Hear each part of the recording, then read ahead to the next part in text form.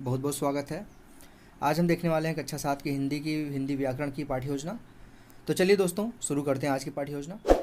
सबसे ऊपर आपको इस तरीके से पाठ्य योजना संख्या लिखनी है, जैसे यहाँ पे लिखा गया पाठ्य योजना संख्या 113। उसी तरीके से अपने फाइल में सबसे पहले पेज पे जिस फाइल जहाँ से आप शुरू करने वाले हैं पाठ्य योजना, वहाँ पे सबसे ऊपर बीच में इस तरीके से पाठ्य योजना संख्या लिख दीजिए, जितनी भी आपकी संख्या है, 1 2 3 4 जो भी है।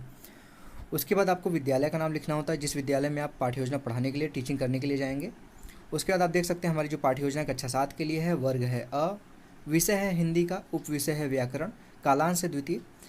कालांश का मतलब यहाँ पे काफ़ी बच्चे कालांश का मतलब नहीं समझ पाते हैं। कालांश का मतलब ये होता है कि कक्षा 7 में आप पढ़ाने के लिए जा रहे हैं सेक्शन ए में, वर्ग अ में, तो वो किस पीरियड में जाएंगे पढ़ाने, पहले पीरियड में जाएंगे, दूसरे पीरियड में जाएंगे, तीसरे में जाएंगे, तो यहाँ पे उसको कालांश पीरियड जो होता है उसको कालांश लिखा जाता है। यानी कि आप सेकंड पीरियड में, द्वितीय लिखा गया, यानी कि सेकंड पीरियड में आप जाएंगे कक्षा 7 के सेक्शन ए में पढ़ाने के लिए ये पाठ्य योजना। उसके बाद आप देख सकते हैं हमारी अवधि है 40 मिनट की, और दिनांक यहाँ पे लिखना होता है, जिससे ये पता चलता है कि आप पाठ्य योजना विद्यालय में किस दिन कौन सी पाठ्य योजना पढ़ाए थे। उसके बाद आप देख सकते हैं लिखा गया है प्रकरण, हमारा प्रकरण आज का है वचन। और एक चीज़ यहाँ पे और ध्यान दीजिएगा कि जब आप पाठ्य योजना पढ़ाने के लिए जाएंगे तो जितनी चीज़ें अभी आपको दिख रही हैं वीडियो के स्क्रीन पे, इतनी सारी चीज़ें आपको श्यामपट्ट पे यानी कि ब्लैक बोर्ड पे लिखना होता है। उसके बाद आपको प्रकरण लिखना होता है, लेकिन प्रकरण का नाम नहीं लिखना होता है स्टार्टिंग में। अगर स्टार्टिंग में आप प्रकरण का नाम लिख देंगे तो बच्चों को पता चल जाएगा, तो फिर आपका प्रस्तावना प्रश्न बनाने का कोई मतलब नहीं रह जाएगा। तो स्टार्टिंग में सिर्फ प्रकरण लिख के छोड़ दीजिए खाली स्थान, प्रकरण का नाम लिखने की जगह पर खाली स्थान छोड़ दीजिए। उसके बाद जब अपने प्रस्तावना प्रश्न के द्वारा प्रकरण का नाम निकलवा लीजिए बच्चों से, तब आके वापस श्यामपट्ट पे वो चीज़ लिख दीजिए, जिससे बच्चों को पता चल जाए कि उसके बाद वो क्या पढ़ने वाले हैं। उसके बाद आता है हमारा सामान्य उद्देश्य।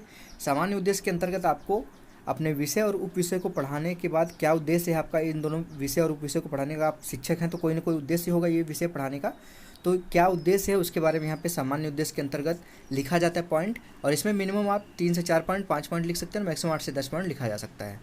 पहले पॉइंट देख लीजिए, इसमें पहला पॉइंट क्या है, छात्रों में हिंदी विषय के प्रति रुचि उत्पन्न करना। दूसरा पॉइंट है छात्रों को हिंदी का दैनिक जीवन में उपयोग बताना। तीसरा पॉइंट है छात्रों को हिंदी भाषा को शुद्ध रूप में पहचानने योग्य बनाना। और चौथा पॉइंट है छात्रों को हिंदी के विभिन्न वर्णों और शब्दों के विभिन्न रूपों से अवगत कराना। पाँचवा पॉइंट है छात्रों को व्याकरण के नियमों से अवगत कराना। तो ये पांचों पॉइंट सामान्य उद्देश्य के हैं। आपको अगर इससे ज़्यादा लिखना है कोई पॉइंट तो आप अपने अनुसार हिंदी विषय के या फिर व्याकरण जो आपका उप विषय है उसके अनुसार लिख सकते हैं, यहाँ पे पॉइंट बढ़ा सकते हैं, 8 से 10 पॉइंट लिखा जा सकता है इसके अंतर्गत। अब आते हैं, हम चलते हैं अपने विशिष्ट उद्देश्य की तरफ। विशिष्ट उद्देश्य के अंतर्गत आपको अपने जो आपका टॉपिक है आज का वचन, उसको पढ़ाने के बाद बच्चों में किन किन चीज़ों का विकास करना उसके बारे में यहाँ पे विशिष्ट उद्देश्य के अंतर्गत लिखा जाता है पॉइंट। इसमें मिनिमम 3 पॉइंट और मैक्सिमम 4 से 5 पॉइंट लिख सकते हैं।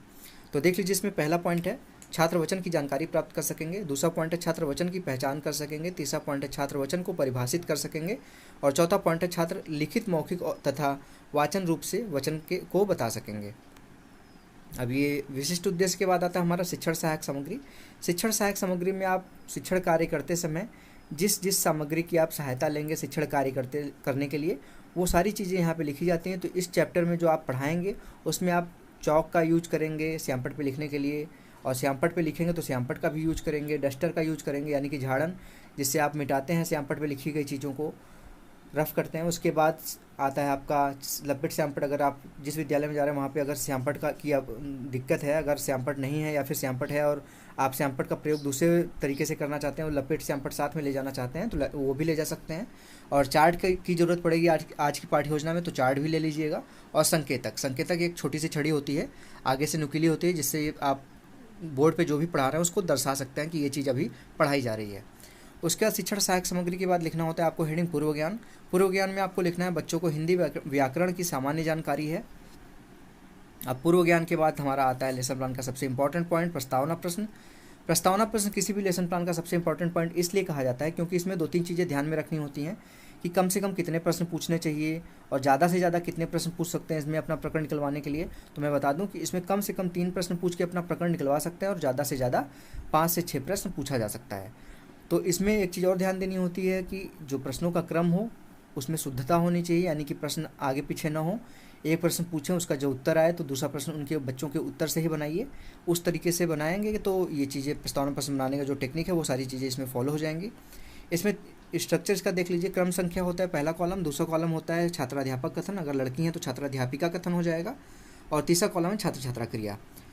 इसमें छात्राध्यापक जो है, शिक्षक जो है वो प्रश्न पूछेगा और बच्चे उसका आंसर देंगे। तो शिक्षक उनके पूर्व ज्ञान से संबंधित प्रश्न पूछेगा कि छात्रों को एक चार्ट दिखाएगा, जो चार्ट बना के ले जाएंगे आप, उस पर कुछ भी बना सकते हैं अपने अनुसार। यहाँ पे किताबें बनाई गई हैं, 3 किताबें हैं चार्ट पे, तो उसको दर्शाते हुए छात्रों की तरफ दिखाएंगे उस चार्ट को और पूछेंगे कि छात्रों आपको इस चार्ट में क्या दिख रहा है, तो बच्चे बता देंगे किताबें दिख रही हैं। तो फिर दूसरा प्रश्न फिर बनता है कि छात्रों चार्ट में कितनी किताबें दिख रही हैं, तो बच्चे बता देंगे 3 किताबें दिख रही हैं, क्योंकि आपने उसमें चार्ट में 3 किताबें बना के ले गए हैं। आप किताब की जगह पेन बना सकते हैं, कोई भी चीज़ बना सकते हैं, संख्याएं जिसमें उसकी संख्या दर्शाई गई हो। उसके बाद तीसरा प्रश्न फिर बनेगा कि 3 किताबों से किताबों का क्या पता चलता है, तो बच्चे बता देंगे किताबों की संख्या का पता चलता है। फिर चौथा प्रश्न आता है कि वो शब्द जो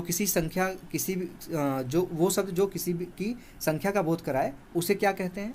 तो बच्चों को पता है व्याकरण की सामान्य जानकारी, तो वो आराम से बता देंगे कि वो शब्द जो किसी वस्तु या किसी की भी संख्या का बोध कराए उसे वचन कहते हैं। फिर लास्ट में 5वां प्रश्न आता है वचन के कितने भेद होते हैं, तो उनको अभी वचन के बारे में डिटेल में जानकारी नहीं है, सामान्य जानकारी थी व्याकरण के बारे में, तो वचन के बारे में वो नहीं बता पाएंगे कि कितने प्रकार के होते हैं, कितने भेद होते हैं, तो ये वहाँ पे वो शांत हो जाएंगे। उसके बाद ये हो जाएगा जो 5वां प्रश्न है, ये उनके लिए हो जाएगा समस्यात्मक प्रश्न, यानी कि ये दिक्कत कर रहा है उनको प्रश्न। तो अब आपको पता चल गया कि बच्चों को कितनी नॉलेज है, तो उसके आगे आप बच्चों को बोलेंगे, अपना उद्देश्य कथन बोलेंगे यहाँ पे कि छात्रों आज हम लोग वचन के बारे में विस्तारपूर्वक अध्ययन करेंगे। अब जैसे यहाँ पे आप अपना उद्देश्य कथन बोलेंगे, उसके बाद आप श्यामपट्ट पे जो आपने लिखा हुआ था, प्रकरण के सामने खाली स्थान छोड़ा था, वहाँ पे आप अपना वचन लिख देंगे कि आपका आज का प्रकरण है वचन। उसके बाद अब आपको पता चल गया बच्चों को कि वो क्या पढ़ने वाले हैं, तो अब आपका हेडिंग आता है प्रस्तुतिकरण, यानी कि आप उस चीज़ को आप पढ़ाने वाले हैं, यानी कि वचन के बारे में बच्चों को बताएंगे। तो यहाँ पे 5 कॉलम बनाते हैं प्रस्तुतिकरण में, देख लीजिए 5 कॉलम यहाँ पे दिख रहा होगा आपको। शिक्षण बिंदु, दूसरा है छात्राध्यापक कथन, तीसरा है छात्र छात्रा क्रिया, चौथा कॉलम है शिक्षण विधि और 5वां कॉलम है श्यामपट्ट कार्य। अब इसको थोड़ा सा मैं जूम करके यानी कि बड़ा करके दिखा देता हूँ। शिक्षण बिंदु में उस पॉइंट को लिखा जाता है जिसके बारे में आप व्याख्या देने वाले हैं, छात्राध्यापक जिस चीज़ को पढ़ाने वाला है उसके बारे में शिक्षण बिंदु में लिखना होता है उसको, कि अब ये चीज़ मैं पढ़ाने वाला हूँ। अब उसके बाद छात्राध्यापक कथन में विकासात्मक प्रश्न पूछा जाता है, जिससे ये पता चले कि जो आप टॉपिक पढ़ाने वाले हैं उससे बच्चों को कुछ नॉलेज है कि नहीं है। तो एक चार्ट, जैसे आपने चार्ट जो बना के ले गए थे, अब उसको दिखाएंगे और प्रश्न पूछेंगे। पहला, इस चार्ट में 3 किताबें हैं, इससे किताबों का क्या पता चलता है, तो बच्चों ने बताया हुआ था प्रस्तावना प्रश्न में भी, तो यहाँ पे बता देंगे कि किताबों की संख्या का पता चलता है। फिर दूसरा प्रश्न यहाँ पे बनता है, पहले प्रश्न में जो पहला प्रश्न अभी आपने पूछा है किताबें, उसमें वो प्रश्न में किताबें शब्द आया है, वो किस वचन का बोध कराता है। तो बच्चे को नहीं पता है वचन के कौन सा वचन है, इसमें वचन के भेद के बारे में नहीं पता है, तो वो नहीं बता पाएंगे, शांत हो जाएंगे। और जो प्रश्न पूछ रहे थे ये शिक्षण विधियों में प्रश्नीकरण विधि होता है, तो प्रश्नीकरण विधि लिख दीजिए और उसके बाद श्यामपट्ट कार्य पे अभी मैं दिखाता हूँ क्या लिखा गया है। अब बच्चों को नहीं पता, तो अब उसके बाद स्पष्टीकरण देंगे, शिक्षक का कार्य है स्पष्टीकरण देना। तो शिक्षक अब वहाँ पे स्पष्टीकरण देगा वचन के बारे में कि शब्द के जिस रूप से एक या एक से अधिक होने का पता चलता है उसे वचन कहते हैं। जैसे लड़का, लड़के, जैसे लड़का है एक हो गया, एक लड़के का बोध हो रहा है तो एक वचन होगा। लड़के हैं तो कई लड़कों के बारे में बोला जा रहा है, पत्ता है एक है, पत्ते हैं कई है, इससे ये चीज़ पता चल रहा है। इसके सामने आपको छात्र छात्रा क्रिया वाले में छात्र छात्रा ध्यानपूर्वक सुनेंगे, इस तरीके से लिखना है। ये स्पष्टीकरण विधि दे रहे थे, तो स्पष्टीकरण विधि हो जाएगा यहाँ पे शिक्षण विधियों में। अब आता है फिर वचन के भेद, शिक्षण बिंदु में आपको लिखना है वचन के भेद। अब छात्राध्यापक कथन में लिखना है आपको वचन के 2 भेद होते हैं, पहला एक वचन, अब इसके बारे में भी आपको बताना है। जिस शब्द से एक संख्या का बोध हो एक वचन कहलाता है, जैसे किताब, लड़की, सड़क आदि। उसके बाद दूसरा है बहुवचन, जिन शब्दों से एक से अधिक संख्या का बोध हो उसे बहुवचन कहते हैं, जैसे किताबें, लड़कियां, सड़कें आदि। अतः हम लास्ट में उसको एक्सप्लेन कर दीजिए। अतः हम कह सकते हैं कि जिस शब्द से एक संख्या का बोध हो एक वचन और जिससे एक से अधिक संख्या का बोध हो उसे बहुवचन कहते हैं या फिर कहलाता है। छात्र छात्रा क्रिया में आपको लिखना, छात्र छात्रा ध्यानपूर्वक सुनेंगे। ये व्याख्यान विधि थी, व्याख्या दे रहे थे एक वचन और बहुवचन के बारे में, वचन के भेद के बारे में, तो ये व्याख्या विधि हो जाएगी या फिर इसको व्याख्यान विधि भी कह सकते हैं। अब लास्ट में आपको श्यामपट्ट कार्य भी दिखा देता हूँ। श्यामपट्ट कार्य पे आपको लिखना है एक वचन से बहुवचन बनाना, यानी कि कोई शब्द दे दिया जाए एक वचन, उसको बहुवचन कैसे बनाएंगे। तो यहाँ पे जैसे कुछ एग्जाम्पल है 2-3-4, सड़क है तो सड़कें हो जाएगा, नदी है तो नदियाँ हो जाएगा, लड़का है तो लड़के हो जाएगा, किताब है तो किताबें हो जाएगा। तो ये श्यामपट्ट कार्य था, एक वचन से बहुवचन बनाना। ये सारी चीज़ें यहाँ पे आप आराम से वीडियो को रोक के लिख लीजिएगा, दिखा दे रहा हूँ मैं एक साथ पूरा। उसके बाद जब लिख लीजिएगा फिर से प्ले करके आगे की चीज़ें जो छूटी हैं वो लिख लीजिएगा।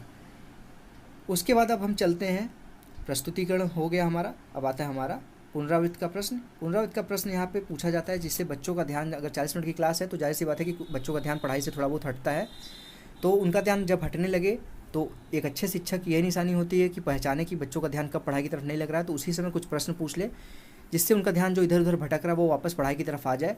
तो यहाँ पे एक अच्छे शिक्षक की यही निशानी है कि उसको पहचाने कि कब बच्चों का ध्यान भटक रहा है। और इसमें आप मिनिमम 1 से 2 प्रश्न, मैक्सिमम 3 से 4 प्रश्न पूछ सकते हैं। तो देख लीजिए, पहला प्रश्न है इसमें, वचन के कितने प्रकार होते हैं, और दूसरा प्रश्न है, एक वचन से आप क्या समझते हैं।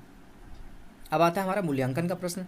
मूल्यांकन का प्रश्न यहाँ पे शिक्षक अपना मूल्यांकन करता है, साथ ही साथ बच्चों का भी मूल्यांकन होता है इससे, जिससे अगर शिक्षक ने अच्छे तरीके से पढ़ाया तो बच्चे जो है उसके पूछे गए प्रश्नों का उत्तर सही से दे पाएंगे। अगर शिक्षक अच्छे से नहीं पढ़ाया, उसके पढ़ाने के तरीके में कुछ कमी है, अच्छे से समझा नहीं पा रहा है, तो कोई भी बच्चा उसके पूछे गए प्रश्न का उत्तर सही से नहीं दे पाएगा। तो यहाँ पे देख लीजिए, इसमें भी आप मिनिमम 1 से 2 प्रश्न, मैक्सिमम 3 से 4 प्रश्न पूछ सकते हैं। पहला प्रश्न है इसमें, एक वचन और बहुवचन में क्या अंतर है। दूसरा प्रश्न है, जिस शब्द से किसी संख्या का बोध हो उसे क्या कहते हैं। अब लास्ट में आता है हमारा गृह कार्य। गृह कार्य का मतलब होता है होमवर्क। ये कार्य दिया जाता है बच्चों को घर से करके लाने के लिए। तो यहाँ पे एक ऐसा प्रश्न दीजिए जिससे आपने जो 40 मिनट की क्लास में पढ़ाया है वो पूरा का पूरा एक प्रश्न में कवर करने की कोशिश करिए। तो यहाँ पे देख लीजिए किस तरीके से प्रश्न बनाया गया, उसको देख लीजिए। वचन को परिभाषित करते हुए वचन के दोनों भेदों के बारे में उदाहरण सहित व्याख्या कीजिए। यानी कि इसमें वचन के बारे में भी बता दे, बच्चा लिखेगा, वचन के भेदों के बारे में यानी कि वचन के प्रकार के बारे में भी लिखेगा, और उसके उदाहरण के बारे में भी लिखेगा। तो सारी चीज़ें यहाँ पे कवर हो जाती हैं। तो इसी के साथ आपको पता है कि लेसन प्लान का सबसे लास्ट पॉइंट होता है गृह कार्य। तो ये लास्ट पॉइंट था। गृह कार्य के साथ हमारा आज का लेसन प्लान यहाँ पे समाप्त होता है। दोस्तों, अगर आप लोगों को आज का लेसन प्लान पसंद आया तो प्लीज़ इस वीडियो को लाइक ज़रूर किया करिए दोस्तों। और अगर आप लोगों को किसी भी प्रकार के लेसन प्लान की ज़रूरत है, किसी प्रकार के माइक्रो टीचिंग से रिलेटेड लेसन प्लान की ज़रूरत है, सूक्ष्म शिक्षण के लेसन प्लान पाठ्य योजना की ज़रूरत है, या फिर super TET, C TET, UP TET से किसी भी टॉपिक की नॉलेज आपको लेनी है, किसी भी टॉपिक के ऊपर आपको सीखना है कोई टॉपिक, या फिर आपको आरआरबी एनटीपीसी या फिर आरआरबी ग्रुप डी के किसी भी टॉपिक यानी कि मैथ, रीजनिंग या फिर आपका जनरल अवेयरनेस से कोई भी टॉपिक आपको देखना है, उसकी वीडियो बनवानी है, तो आप मुझे कमेंट बॉक्स में बताइएगा। मैं जल्दी से जल्दी अच्छे से एक्सप्लेन करके उस वीडियो को आप तक पहुंचाने की कोशिश करूंगा। आपको सिर्फ इतना काम करना है कि रोशन की क्लास यूट्यूब चैनल को सब्सक्राइब करके रखना है, और साथ ही साथ बेल आइकन को दबा के रखना है, जिस समय आप लोगों के द्वारा मांगे गए वीडियो को अपलोड करता हूं तो उसकी नोटिफिकेशन आप तक पहुंच जाए और आपको पता चल जाए कि आपकी वीडियो अपलोड हो गई है। तो फ्रेंड्स, अगर आप लोगों को आज की वीडियो अच्छी लगी तो प्लीज़ इस वीडियो को लाइक ज़रूर किया करिए।